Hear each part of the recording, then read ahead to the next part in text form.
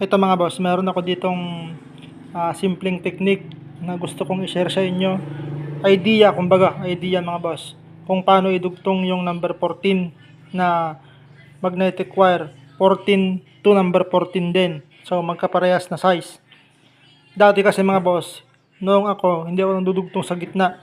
Puro sa gilid lang ako. Kasi nga mga boss, bumubukol siya. So hindi pwede yun. Hindi pwedeng bumubukol yung magnetic wire. Kasi dun sa susunod na layer, makikita mong nakabukol siya, hindi siya maganda. Hindi maganda yung susunod na layer. So dito mga boss, i-share ko kung paano magdugtong ng hindi bumubukol mga bossing. Pwede yon, pwede yon. So ganito lang siya mga boss, oh. Ayan, oh. Gawin mong parallel. Kumbaga, dire-diretso lang.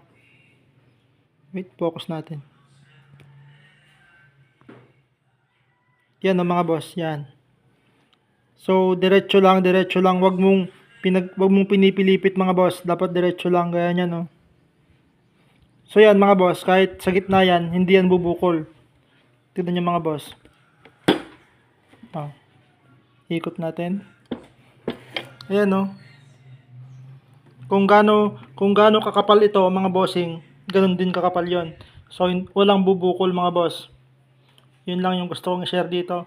Pag ganyan lang mga boss, pag dugtong ng number 14 sa number 14 din na magnetic wire. Kasi nga, hindi natin maiiwasan kung minsan nabibitin tayo.